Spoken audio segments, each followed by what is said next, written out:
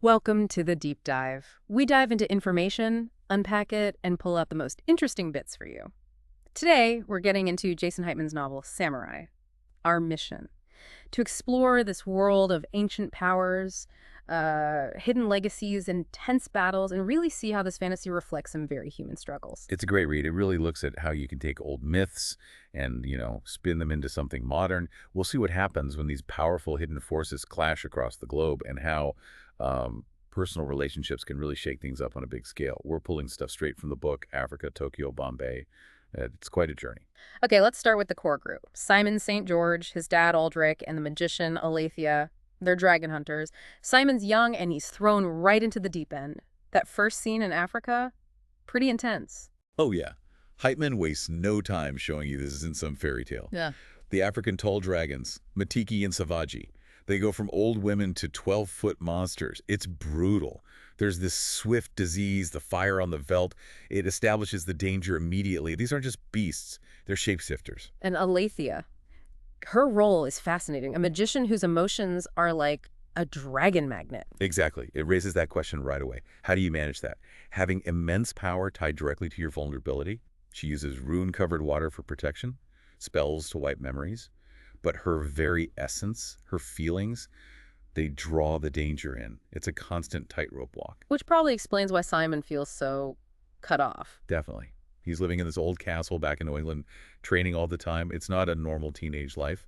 And you see it when he tries to talk to Emily, the girl from the shop. He can't explain anything. Right, he feels misunderstood, like he's crazy. He even thinks of himself as a human disaster. That really lands. Yeah, and that's the heart of his internal struggle, isn't it? This huge, extraordinary burden crashing against his desire just to be, well, normal. It's a coming-of-age thing we all recognize, but, massively amplified. Dragons definitely complicate puberty. And then that burden becomes terrifyingly real when the ash liver serpent shows up. Ugh, yeah.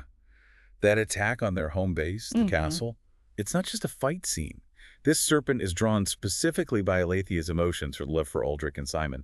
It shows just how dangerous connection is for them. So love literally puts them in the crosshairs. Pretty much. Yeah. And losing the castle, seeing it gutted, becoming this ugly memento, it hammers home that they can't settle. Their lives are fundamentally unstable. Okay, so beyond the immediate physical threats, there's this whole layer of... The fear. Right. And Herr Visser, the ice dragon. A Visser. He's different. Based in Zurich, old. His power is fading. You get this sense of a constant chill around him. But he's a master manipulator. He's obsessed with writing his grand history of serpentkind, even though he's weakening. And he pulls power from other dragons. Yeah, he kind of sucks out parts of their spirits to gain knowledge. It's creepy. It shows this intense self-interest driving him. And his power, this ice fire, fire that turns to ice. It's a perfect metaphor for his decaying state. He even thinks he's a poet, though apparently his poems are terrible. Right. So from cold manipulation in Zurich, we go to Bombay, Isindra, the tiger dragon. Isindra. Now she represents a very different kind of evil, much more industrialized almost. She runs these sweatshops, controls workers using these hypnotic tiger's eye sculptures. They emit this low hum that just saps people's will. So she literally feeds on suffering. Exactly. Human misery is her power source. She finds joy in their agony. It's chilling. And she's ambitious, thinking about expanding, maybe even having offspring with the Japanese dragon. She's building an empire of suffering. Which brings us to Najiko, the Japanese dragon, the Death Doctor. Najiko, he's maybe the most complex. On the surface, in his human form, he's this charming plastic surgeon. But underneath, he creates suffering through botched surgeries, harvests organs. He finds this twisted sense of equilibrium in mass death, like train crashes. A weird obsession with order and sterility, but he causes chaos. Precisely. He hates insects, messiness, yet he thrives on destruction. He's got this golden artificial leg, too, apparently from an old human injury, that glows when he's angry. And the really dangerous part, he gets his hands on the old power of the Asian dragons. What's that? It's a scroll, basically a formula to make dragon fire 10 times stronger. The book calls it having a nuclear bomb in his belly. He becomes incredibly powerful. Okay, so global threats converging. This leads Aldric and Simon somewhere unexpected, right? Following a signal. Yeah, they think it's Aletheia, this tracer signal. They follow to Japan and bam, they don't find her. Instead, they find another St. George, this young boy Kiyoshi, and an entire hidden order of Asian serpent killers, the samurai. Wow. So they're not the last ones after all. That must have been a shock for Simon. A huge shock. Totally turns his worldview upside down. And these samurai, they've been hidden for centuries. Stripped codes, historical betrayals by foreigners. They have a totally different way of operating. They track dragons, using dragon signs as subtle things like wrinkles in nature or waves of anger or hopelessness.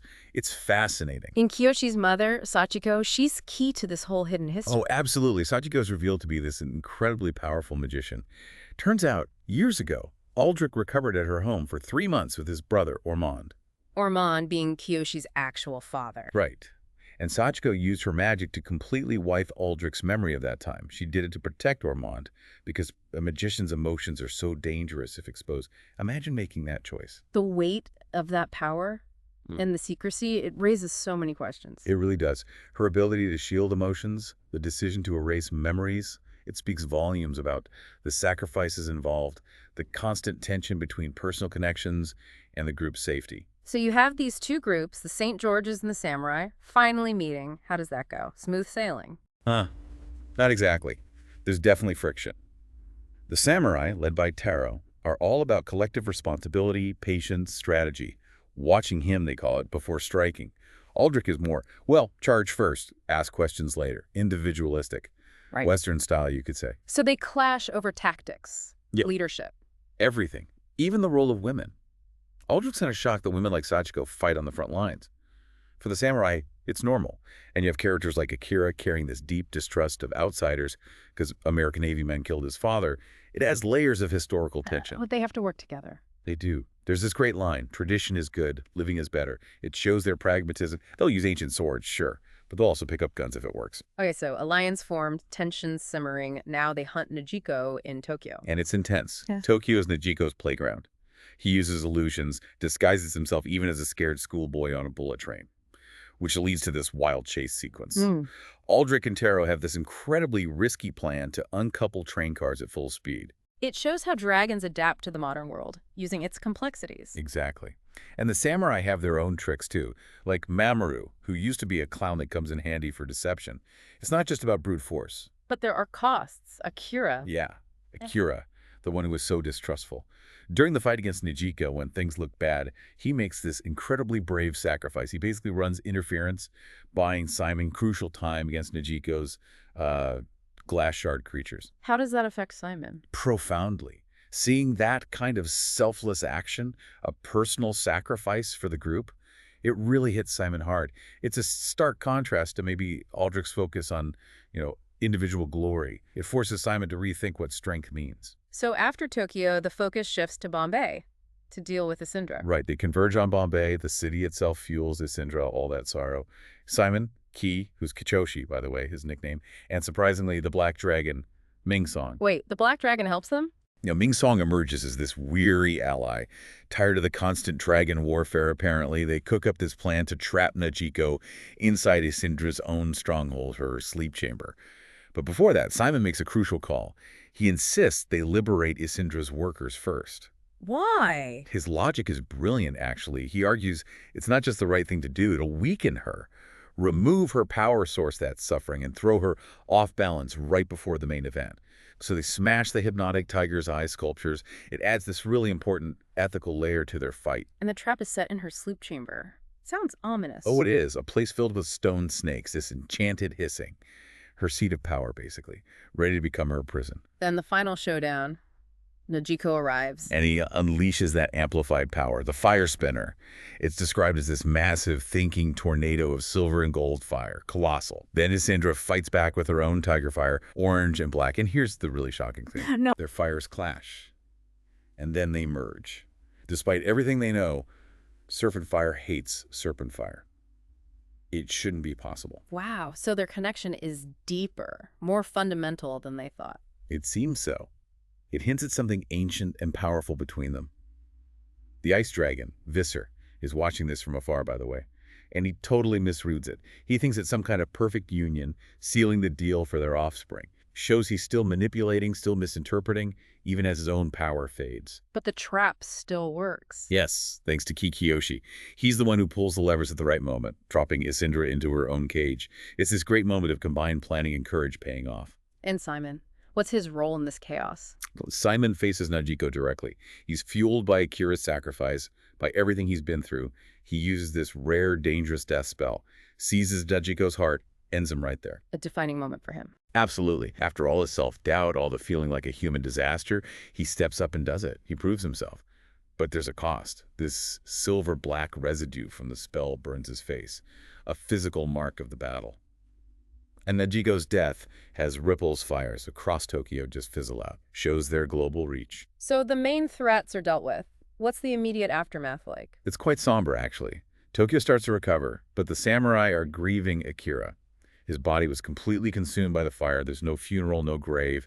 It really underscores the hidden cost of their war.